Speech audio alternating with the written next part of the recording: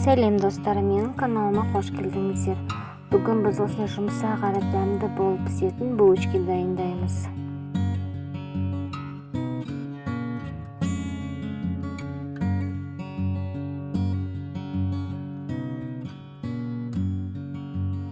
Жылы сүт, қант, ашытқы осыларды жақсылап араластырып, бір жұмыртқа қосамыз.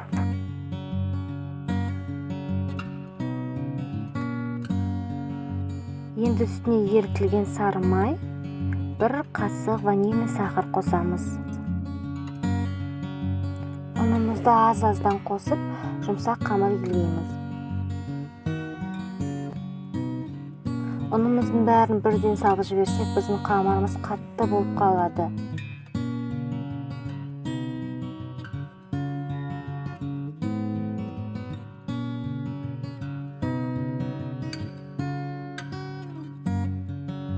Біздің қамырымыз жұмсақ әрі қолға жабыспайтын болуы керек. Қамырымыздың бетін осылай пленкамен жауып, көтерілгенше жылы жерге қойып қоямыз.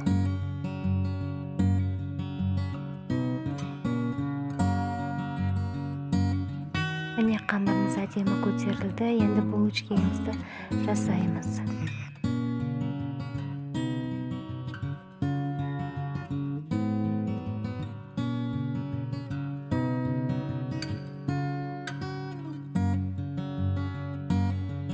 Енді осы қамырымызды кішкене бөліктерге бөліп, дөңгелектеп, көтерілгенше 5-10 минутқа қоя тұрамыз. Қамырларымыз көтерілді. Енді видеода көрсетілгендей жайып, пышақтың көмегімен осылай кесіп, ортасына мен малина вареньесін саламын. Вареньеміз сыртқа шығып кетпеу үшін осылай қолмен кішкене қамырымызды басып қоямыз.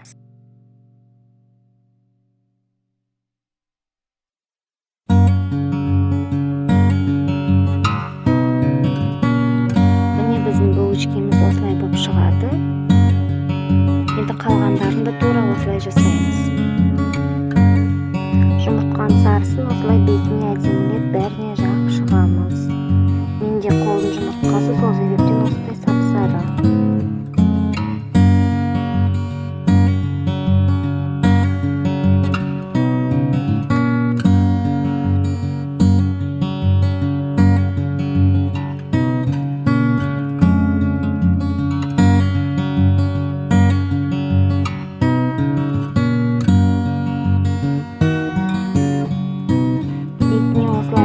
Үшін аз-аздан мақ сеуіп шығамыз.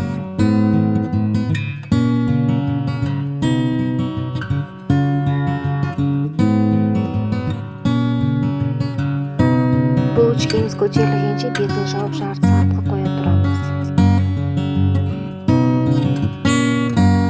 Міне біздің булочкамыз әдемі көтерілді. Енді қызып тұрған пешке беті қызарғанша пісіріп аламыз.